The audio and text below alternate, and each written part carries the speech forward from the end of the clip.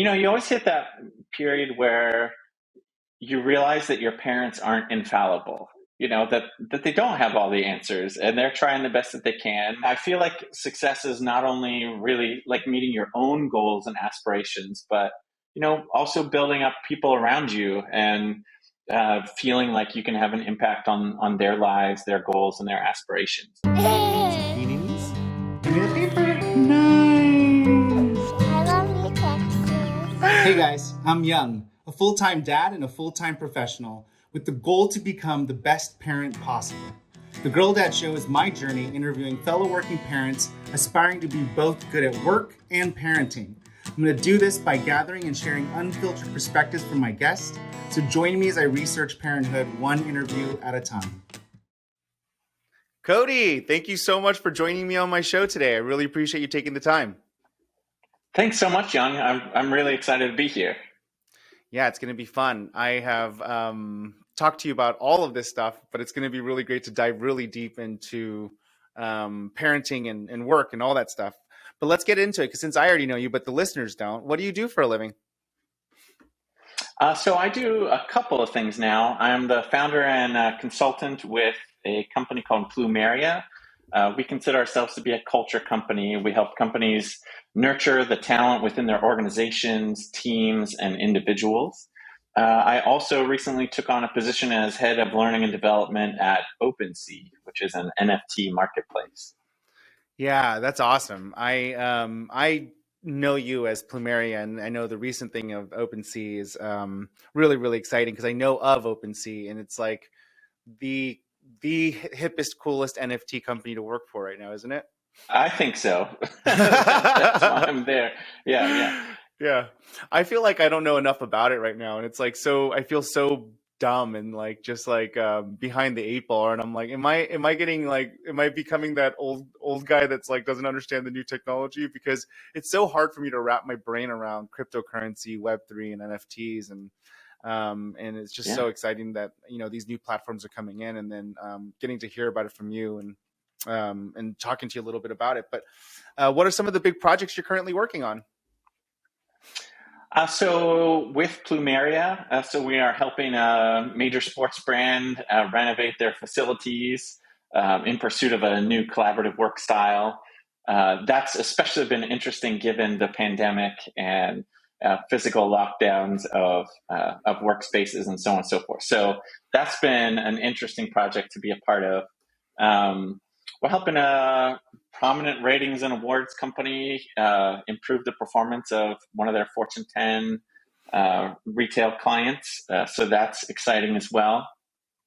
At OpenSea, I don't know how much I can tell you about what I'm doing, but building out a culture of learning within the organization. There you go. Yeah. Building out a culture of learning within the organization, and then seeing how we can maybe become more of a thought leader and educator in the public space. So to make it a place where people can come to learn all the things that you're hoping to learn, and That's right. I'm hoping to learn, and all those things. Yeah. On my own, I'm working on a book about learning experience design, and trying to refresh my guitar skills to hopefully collaborate with a few musicians on things and all of my downtime, which is almost non-existent. Yeah. I had no idea you were doing that. I knew the first thing. I kind of knew about the second thing, and I did not know that you were working on a book and starting to perform. That's amazing.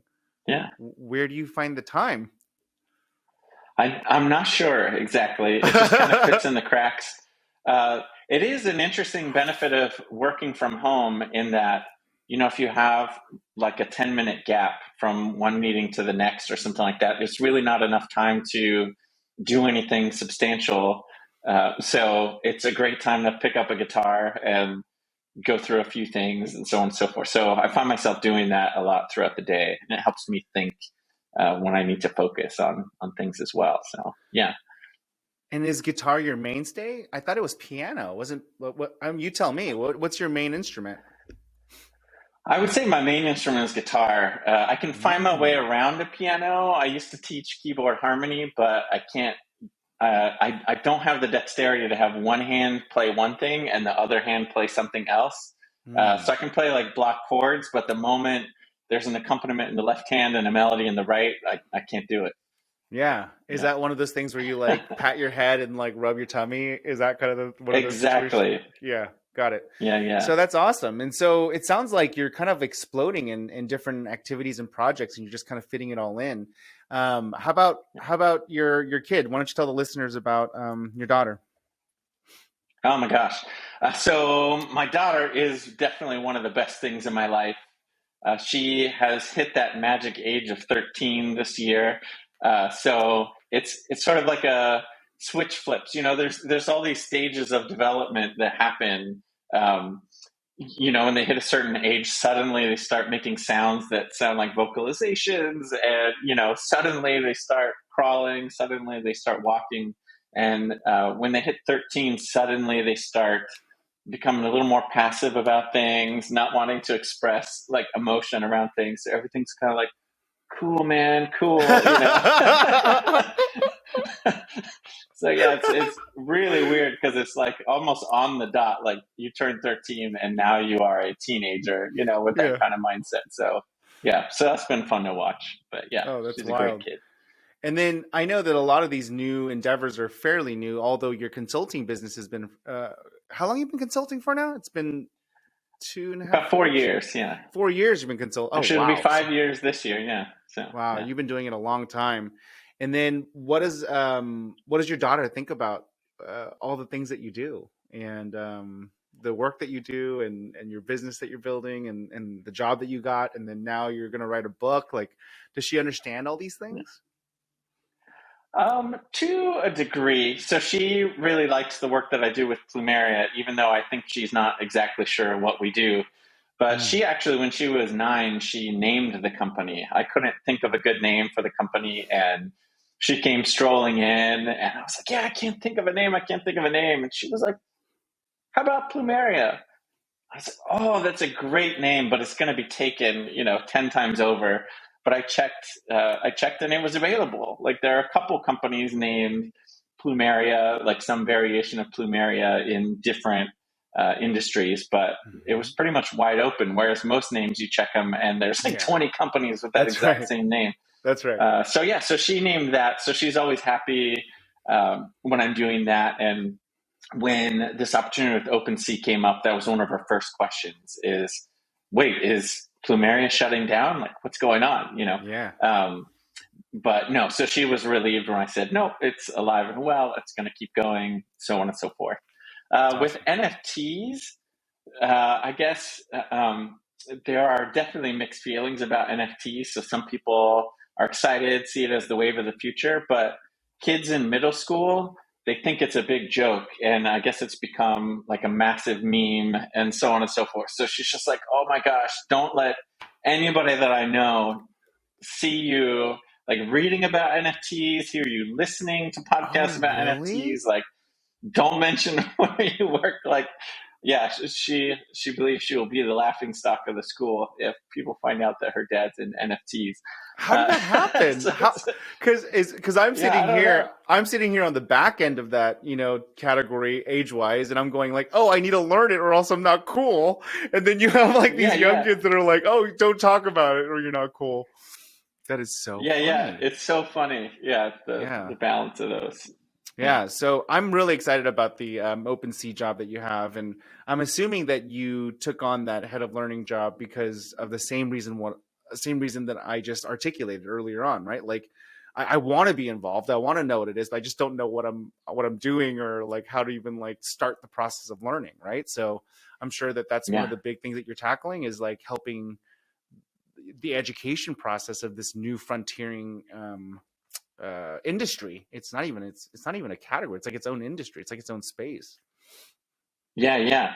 That's absolutely why I got involved with it. I was actually, at the time that the opportunity came about, I was researching OpenSea because as a musician, I wanted to figure out, can I turn my music into NFTs? How does that work? How do copyrights around it work, in this new space? Does it have to be recorded material? Can you turn sheet music into an NFT, like all this kind of stuff. And so when the opportunity came up, I I sort of, I guess out of a scale of 1 to 10, I would have rated myself maybe like a 3 in terms of NFT knowledge when the opportunity came up. So I really figured it was an opportunity to not only learn more about the space myself, but to help other people like me learn a lot more about the space. Because there are a ton of resources out there to learn about NFTs. They tend to be really technical though, and they tend to be very focused on how. And I think a lot of people in my position have questions about why. Like, why is this important? How, why will this be the wave of the future? And, all these types of things. And so I'm really interested in helping contribute that why to the greater learning resource community around the space. That's awesome. Yeah. And I can't think of a better person to help educate the masses on it. And it's definitely people like me. You definitely have a natural way of like breaking things down into very understandable bite-size nuggets. That being said, I would love to talk to you about how like you came to do all these things. So I think it's super important that everyone understands like that you were actually, I don't know. It's unfair because you're like a special guest in the sense that I know you, right? So I'm like kind of like filling in the gap for you. So let me just ask the question. Tell us about your childhood. Tell us about how you grew up. Oh boy, my childhood was I would say it was a mixed variety of experiences. So we had some really great memories. My mother was the type who would volunteer in the classroom on a weekly basis and was one of the cool parents that the other kids liked when she chaperoned field trips and so on and so forth. We did a lot of things. It was also tinted by a lot of hardship. So I remember when I was like 8 years old, my parents gave me the book, like, what does it mean when mommy and daddy say we can't afford it? And different things like that. We definitely had some family alcohol use disorder in place. And then when I was about 13, my daughter's age, that's when my parents divorced and so on and so forth. So there were a lot of challenges in there. But holidays, for example, were always a really big deal. So Christmas was a really special time. Halloween was a really special time. Easter, all these types of things. So it's really like you have these difficult moments and these difficult things that you're dealing with, but also there are these really magical moments interspersed in there. Wow. Dang. I thought I knew you and I was leading you on, but I just learned so much more about you. And do you think that that's really impacted you and your career trajectory and your parenting style? I think so, because I would say at a young age, I was sort of required to become rather independent. And, you always hit that period where you realize that your parents aren't infallible, that they don't have all the answers and they're trying the best that they can and all that stuff. I probably discovered that maybe a little bit earlier, which made me a little more skeptical of authority in general. And that definitely reflected in my studies as I grew up. I was definitely the type of kid where if I didn't understand why I was learning something, I couldn't learn it. And so I'd get bad grades in those subjects. Teachers would often either love having me in the class because I'd ask all the questions nobody would ask, or they hated having me in the class because you would ask all the questions that didn't make sense. And yeah, exactly.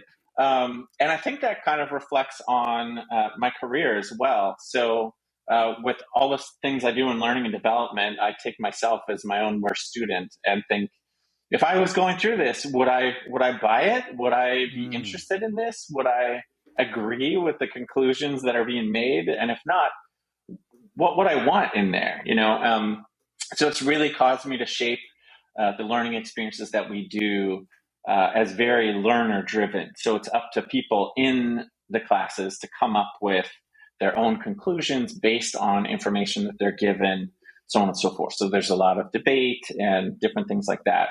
I would definitely say that came from my childhood, and just trying to look at things in different ways.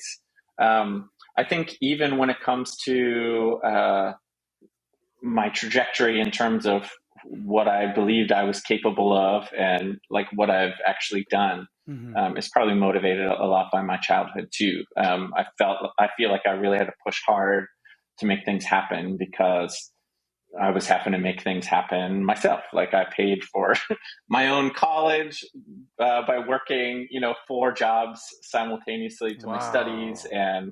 and all sorts of things because my parents didn't have any money to contribute and so on and so forth. So yeah, that actually gave me a lot of skills in terms of trying to be self-sufficient and make things happen. So yeah.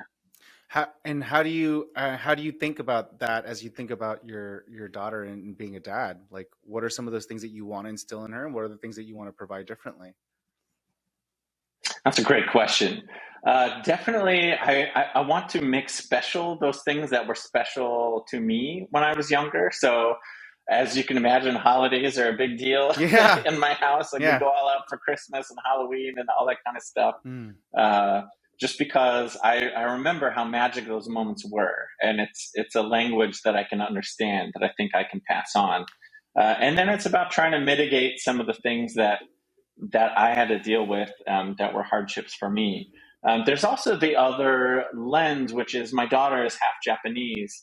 And so I think it has also made me aware of a lot more of my own privilege growing up and some things where, I thought I was fighting really hard battles, but at the same time, I had an edge that a lot of people wouldn't have to be able to achieve those same things. So when it comes to my daughter, I'm really trying to be sensitive to that and recognize, when she goes to school, for example, she identifies as Asian, and so she kind of looks around to see, are there other Asian kids here? There's not many, and so they kind of group together and so on and so forth. And that's not something that I really had much experience with, being a white kid in a white city. I mean, actually, I guess my city was pretty, we had a lot of Latino people and so on and so forth in where I grew up. So I guess I was exposed to different races and cultures early on. And then when I went to school, I went to music conservatory. So most everybody there is international. So I think that helped. But yeah, it's really nice to see, or it's really nice to be cognizant of that as my daughter's growing up, and just to help her in ways that maybe I didn't need that help before. Yeah, that's a great answer. You're very, very thoughtful about your parenting strategy here. This is really great. It's I think you're naturally like that, right? Even in your even in your career and your job. But it's really cool to see how you parlay that into parenting. And as it relates to parenting, what about parenting as you're thinking about her and kind of like where you're going with this with her in this next stage? And you said she's a teenager now and where she's headed. What are the things that you're actually trying to keep and maintain, like the holidays, but what are the things that you're trying to change? What am I trying to change? I would definitely say I was one of those protective parents with Amelie when she was younger. I think she also had that benefit of being the only child, so she didn't have to compete for attention with those things. But I was always in her classroom. I was always chaperoning field trips, Oh, all that kind of wow. stuff, and watching out for her. And now I think she's really feeling this need to assert greater independence and so on and so forth. And so I think that's one of the things I really need to change is how can I support her in being more independent while at the same time making it clear that I'm here when she needs me and so on and so forth. So that's been, Is she it's been a big challenge.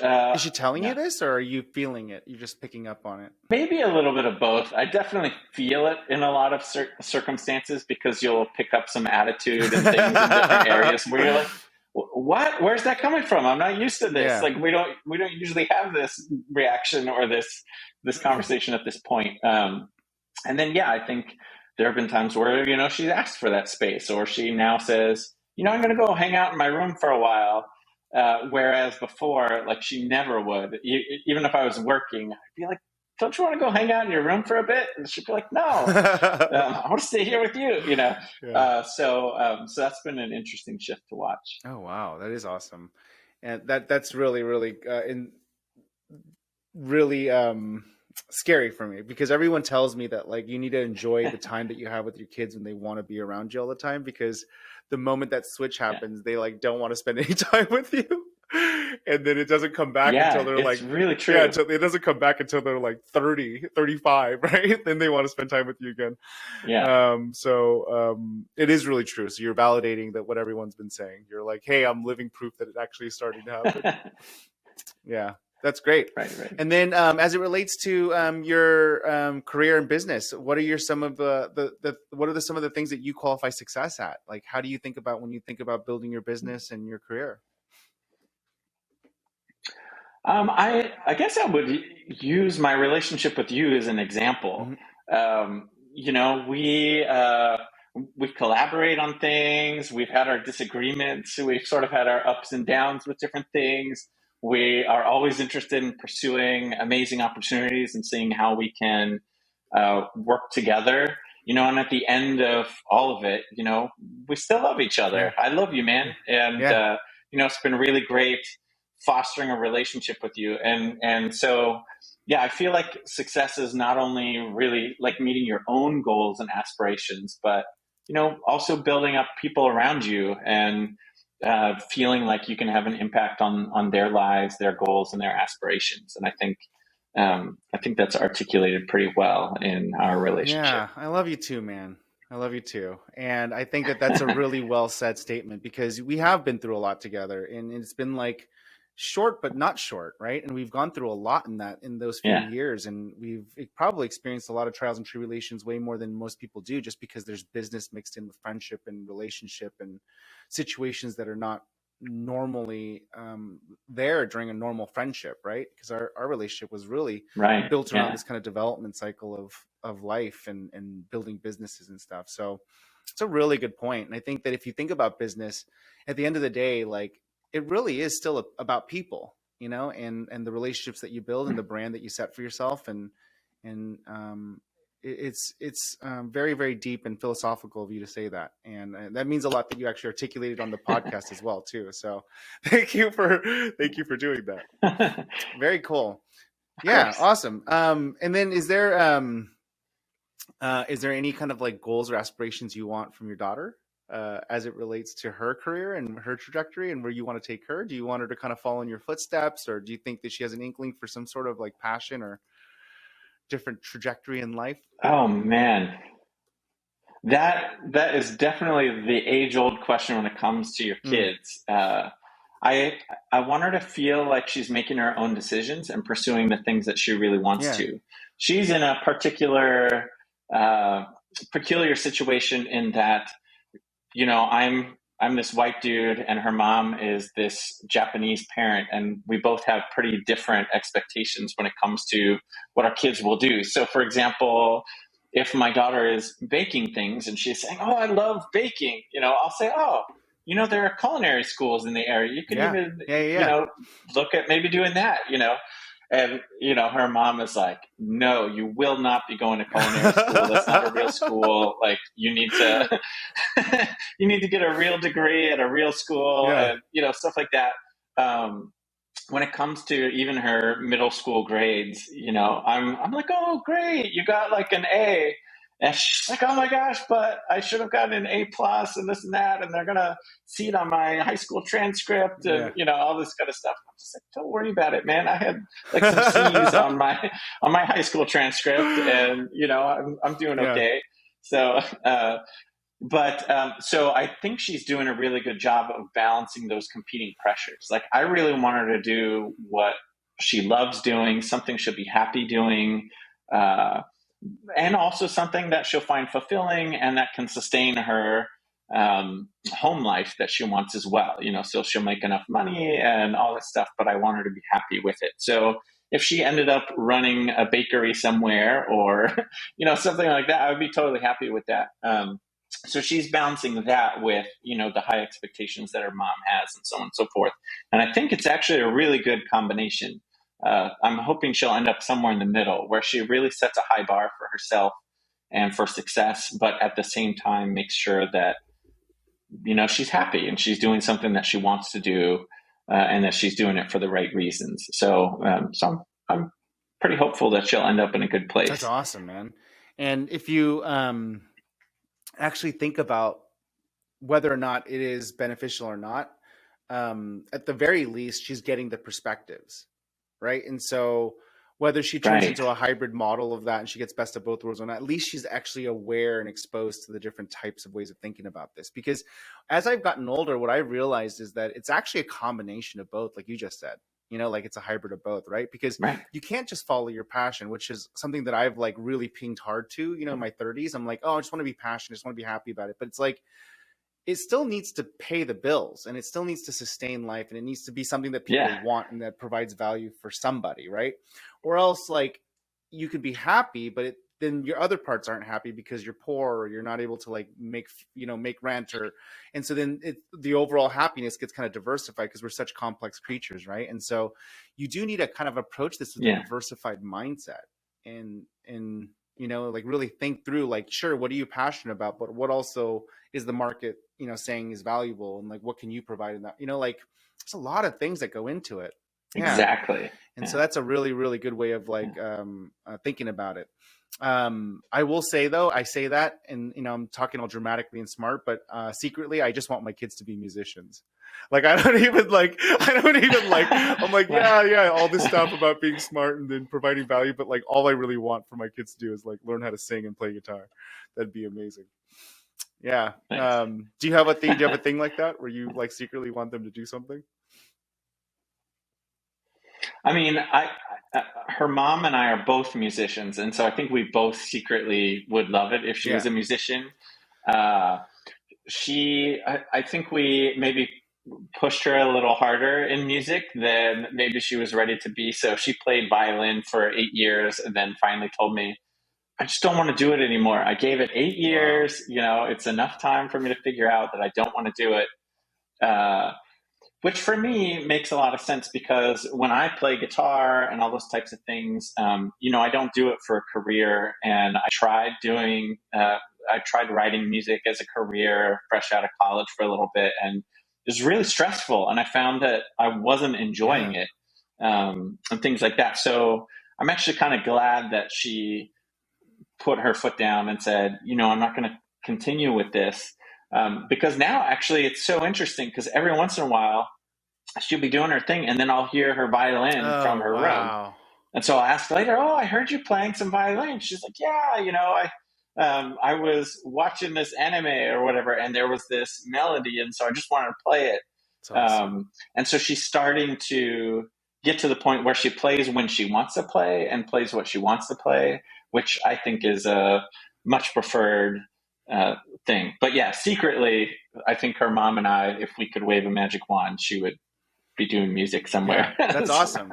That's actually a really good way of thinking about it. Because I think back to when I grew up and my parents in typical, I mean, it's very typical in Asian culture, but like you have to learn piano, and like you have to just like, that's just like a mandatory thing. And in Korean culture, you have to learn Taekwondo as well. So it's like Taekwondo and piano. But long story short, we like, would talk to her, same situation. We were like, hey, we did piano for so long and we want to quit. And so the siblings got together and we quit together. But very similar to what you just said, like I went back to my mom like 2 or 3 years later and said, I actually want to learn piano again. But it was like me driving it, though, right? And I think that separation and then allowing for me to like figure out what it is that I wanted versus like being told. And I think that's part of growing up. And I think it's part of like, grabbing your independence and then understanding a little bit more about, the diversification of yourself. So maybe the secret is reverse psychology. Maybe I should tell her not to play the piano, and then my kids will hopefully. Yeah, whatever that's you right. do, And then hopefully my kids will actually want to play piano. Yeah. That'll probably be my strategy and tactic. Yeah. Right. Very good. Hey, let me jump into some of my questions I like to ask every guest here, just so I can have some consistency about conversations that I have in every episode. Okay. What advice do you have for other parents and soon to be parents? Oh, geez. My first go-to advice is the one that everybody knows, which is, take a lot of Mm, pictures. That time goes by so fast. And when Amelie was younger, I used to keep an almost daily journal. It's kind of dropped off over the years and so on and so forth. But just take that time to live each moment, slow it down, and take notice of how it feels, how it looks, how it smells, different things like that so that you can think back on them. Um, and I think it's also really important to recognize or to think back when you were a kid. What are those things that really were magical to you? When you had a magical moment, what did it feel like? What do you imagine that was like? And just recognize that that's kind of what your children are experiencing mhm. now. This is a magical age for them, which they'll never be able to get back when when they get older. So just enabling them to do that uh, is definitely, I think, helpful in terms of really making sure that they have the childhood that you want them to have and that Yeah, they I want love to it. have. It's Yeah. a great answer. If you can go back and tell yourself one thing before having kids, what would it be? What would that be? I guess, I mean, part of it is that it's okay to make mistakes. Um, so, everybody always jokes kids don't come with a owner's manual or anything like that. But people will take that Yeah, to different degrees, right? Some people say, oh, they're unbreakable. Some people like worry yeah, about every little thing. Um, and I think there's a balance to it, and about allowing mistakes to happen. And then I think a big part of that is also, being honest with your kids. So I realized, like, early on, I remember I was eating a cookie or something like that, and Amelie said, "Oh, can I have a cookie?" I said, "No, it's almost dinner time. You shouldn't have a cookie." She's like, "You're exactly. having a cookie." And that's the place where you could totally pull the Yeah, parent card, or be like, "I'm older than you. I know how to yeah, balance my appetite yeah. better than you." Like all this kind of stuff. Um, but it made me stop and think, I am having a cookie. That's Why right. can't she have a cookie? Like, so that we could address it, like, from her standpoint. Because I have my reasons as to why I wouldn't have her have a cookie, but think it's Yeah, okay for me to have one at that time. But if I can't articulate that to her, then that's she right. gets a cookie. That's right.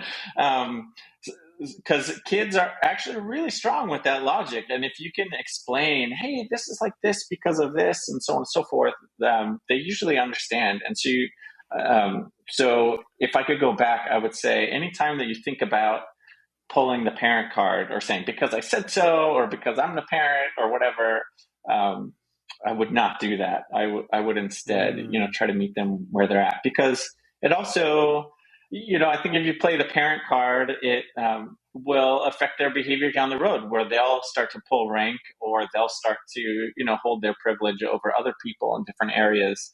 Yeah, no, it's a really good point, and I definitely try to follow that same logic as well, right? And probably to an extreme, because Yeah. my wife always likes to tell me that she has three kids, not two, because I mean, I always get talked into having, donuts for lunch and ice cream for dinner. Like I'm always the pushover dad. I'm like, that does sound like a good Yeah. idea, and like they negotiate with me and they win, and I'm like, yeah, and I have a good Right. argument. So Right. I'm like, we're doing it, and so I'm like, I don't think I'm Yeah. as sage about it or as like thoughtful about it as you are.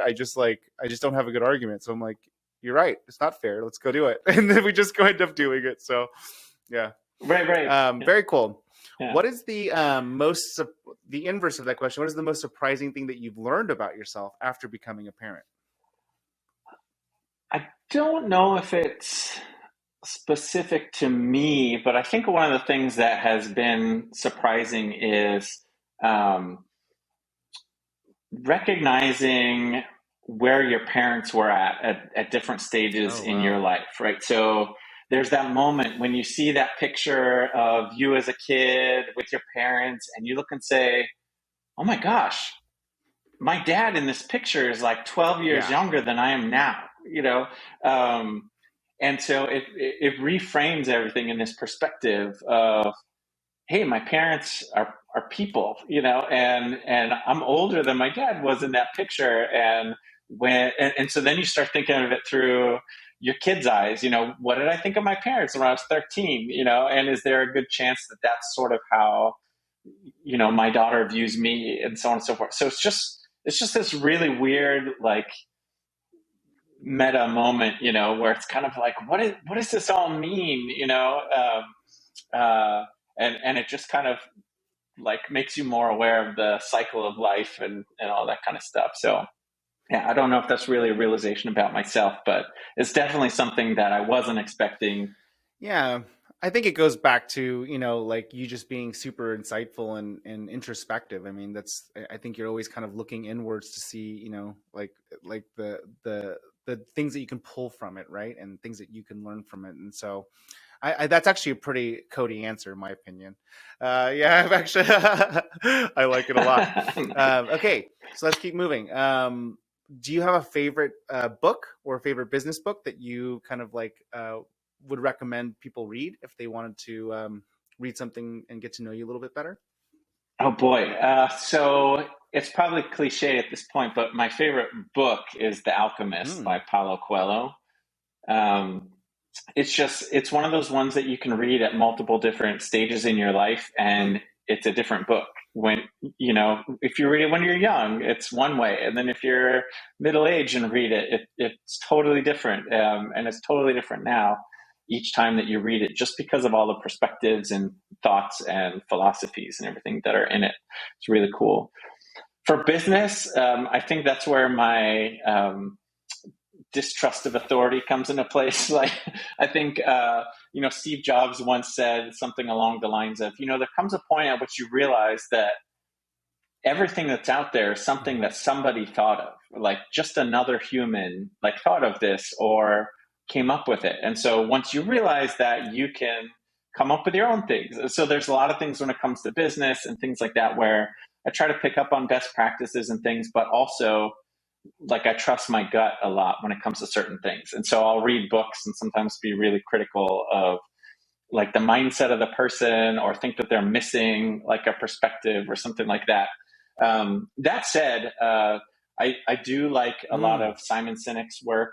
So even just, start with why is a good one that, especially in my Apple days, seemed particularly relevant. And then I've seen Brene Brown speak several times, and she's always amazing. And so I think I've read half of one of her books, but just been so busy. But my book list has a lot of her books on it as well.